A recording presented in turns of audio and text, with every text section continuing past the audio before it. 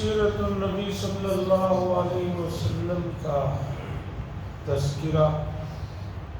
نبوت کے 7ویں سال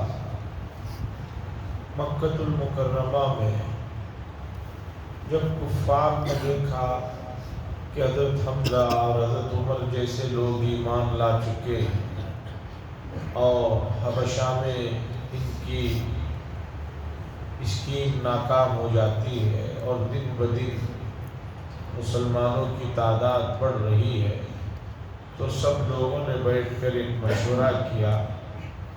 کہ کوئی ایسی سخت سزا دی جائے جس سے مسلمانوں کی طاقت کم ہو جائے اور کوئی مسلمان نہ ہو۔ تو بیٹھ کر یہ طے ہوا کہ بنو ہاشم یعنی رسول اللہ صلی اللہ علیہ وسلم کے خاندان اور ان کے ماننے والوں کے ساتھ مقاطعہ، یعنی یہ طے ہوا کہ کوئی آدمی ان سے کسی بھی طرح کا لین دین نہیں رکھے گا، ان سے بات چیت نہیں کرے گا، ان کا بائیکاٹ کرے گا، اور جو کوئی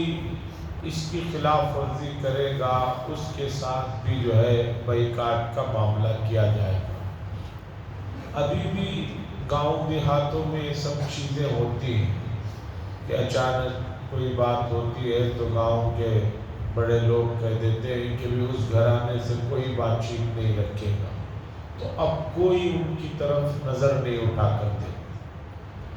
یہ بات طے ہوئی اور اس کو لکھنے والے کا نام تھا منصور بن اکرمہ۔ اس نے لکھا اور لکھ کر کعبۃ اللہ کے اندر اس دستاویز کو لٹکا دیا گیا۔ منصور بن اکرمہ کا حشر یہ ہوا کہ اس تحریر کو لکھنے کی وجہ سے تھوڑے ہی دن کے اندر اس کے ہاتھ میں شلل اور ریشہ پڑ گیا اور زندگی بھر کے لیے اس کا ہاتھ کچھ بھی لکھنے کے قابل نہیں رہا۔ یہ طے ہو گیا کہ بھی اب آپ سے کوئی جو ہے معاملہ نہیں رکھیں گے، یہاں تک کہ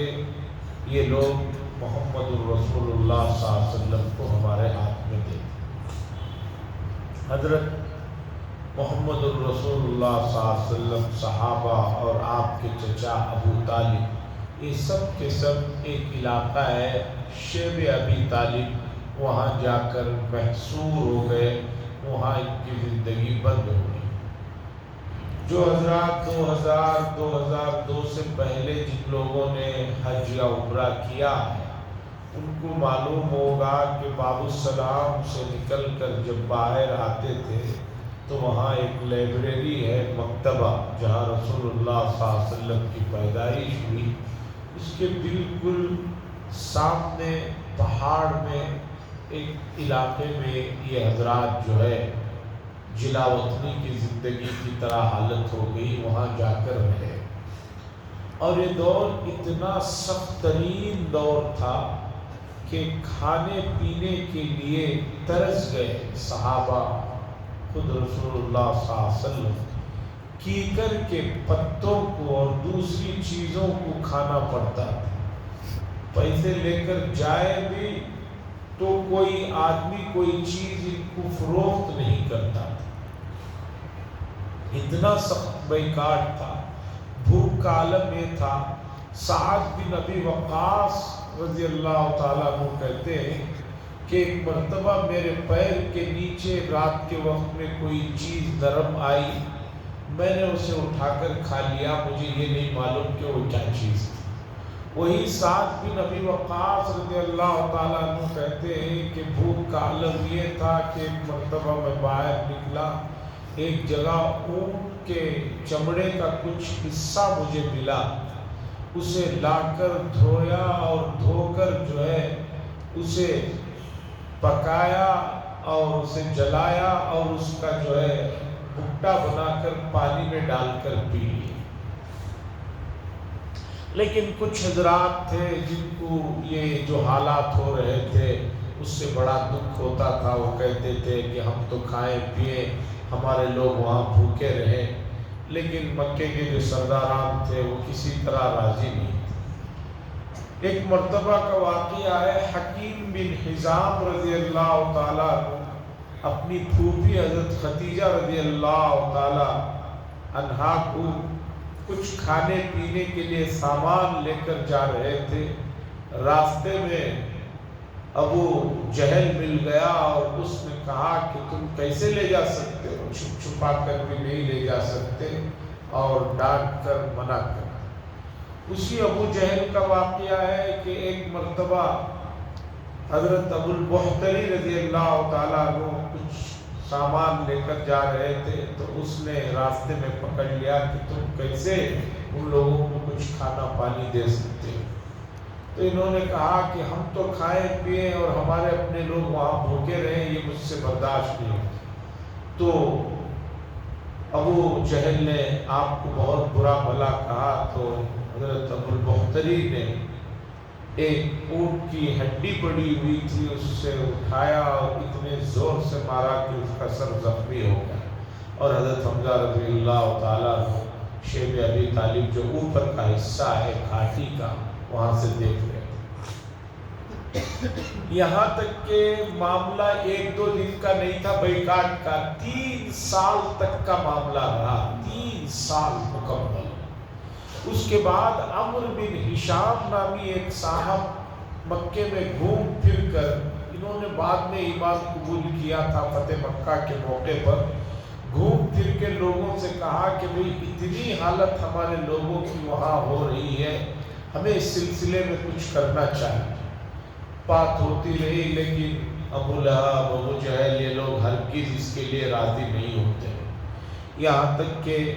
رسول اللہ صلی اللہ علیہ وسلم نے اپنے چچا ابو طالب سے کہا، جو دستاویز ان لوگوں نے کعبے کے اندر لکھ کر لگائی تھی،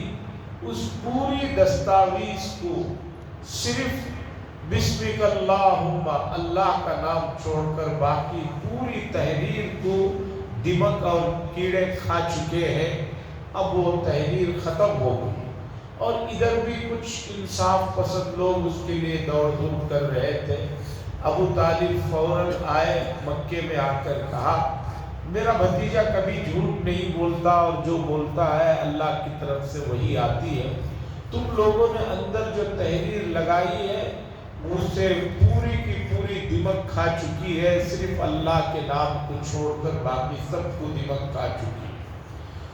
اگر یہ بات صحیح ہے تو ہم لوگوں کو پھر واپس آ کر رہنے دو، اگر بات یہ غلط ہے، میرے بھتیجے نے غلط بات کہی ہے، تو میں خود اپنے بھتیجے کو تمہارے حوالے کر دوں گا، تم جو چاہے کرو۔ لوگوں نے کہا مکے کی یہ تو بہت اچھی بات ہے، ہمیں اس فیصلے سے راضی ہیں۔ پھر جو ہے کعبے کے اندر وہ جو تحریر لگائی گئی تھی، اسے لا کر دیکھا گیا، تو صرف بسمک اللہم کے علاوہ بقیہ تمام تحریر کو دمک اور کیڑے کھا چکے تھے۔ تو اس کے بعد ان لوگوں کو بھی شرمندگی ہوئی، اس کے بعد یہ معاہدہ ختم ہو گیا کعبے کے اندر سے بھی۔ پھر رسول اللہ صلی اللہ علیہ وسلم صحابہ کے ساتھ واپس پھر مکے میں آئے۔ یہ 3 سال کا عرصہ ہے، سن 7 سے سن 10 تک کا نبوت کا۔ ان 3 سال کے جو مشکلات ہیں اور یہاں کے جو آزمائشیں ہیں،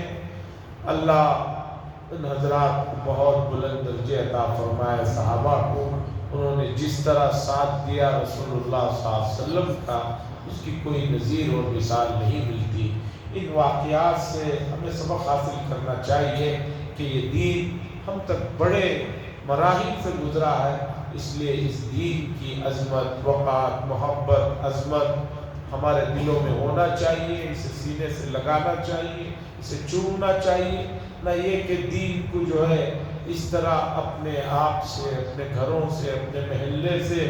اپنے علاقے سے اٹھتا ہوا دیکھیں اور اس کے لیے فکر مند نہ ہو۔ یہ بہت ہی زیادہ افسوس کی اور شرمندگی کی بات ہے۔